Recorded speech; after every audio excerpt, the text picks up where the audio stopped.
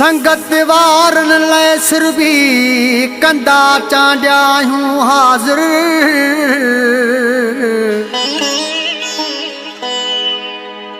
कंबराणी रज़ा कदुर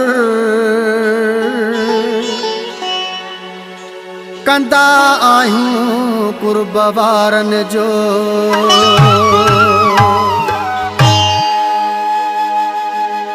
दोस्त जी इज़त करण असांजो उसूल आहे, भले दोस्त जी इज़त करण असांजो उसूल आहे। दुखी महल में हो दुखी महल में रत बि ॾियण असांजो उसूल आहे, भले दोस्त जी इज़त करण असांजो उसूल आहे, भले दोस्त जी इज़त करण।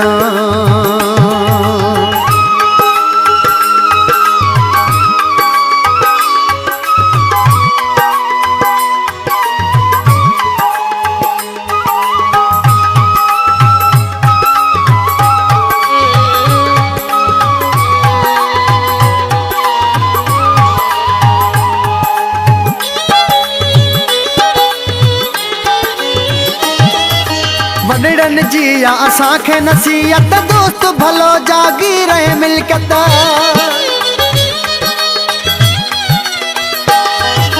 वॾड़नि जी या असांखे नसीहत दोस्त भलो जागी रहे मिल्कियत, दोस्त भलो जागी रहे मिल्कियत।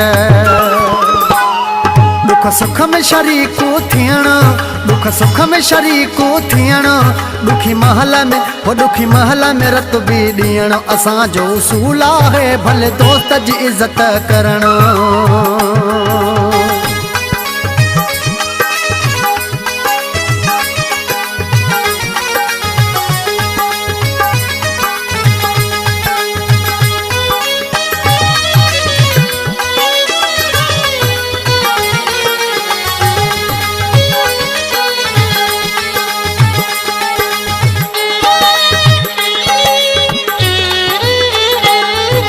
पंहिंजी त सोच इहा आहे यार, संगत में कंहिंजी न खणिजे मयार।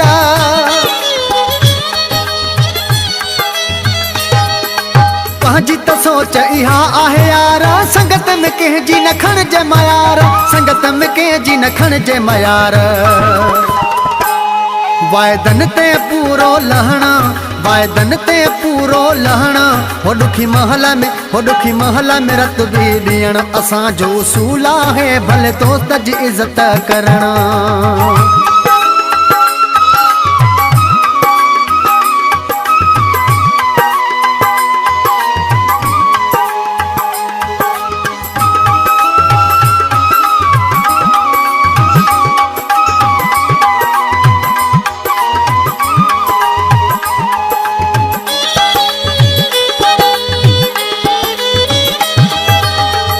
गफ़ार रब खे सवाला कुर्ब कमाया इहो ई ख्याला।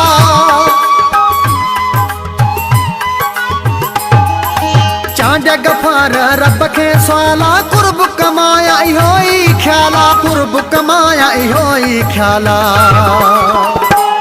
सुठी सोच ज़हन में रखणा, सुठी सोच ज़हन में रखणा, दुखी महल में हो दुखी महल में रत बि ॾियण असांजो उसूल आहे, भले दोस्त जी इज़त करण असांजो उसूल आहे, भले दोस्त जी इज़त करण असांजो उसूल आहे। दुखी महल में रत बि ॾियण असांजो उसूल आहे, भले दोस्त जी इज़त करण असांजो उसूल आहे, भले दोस्त जी इज़त करण।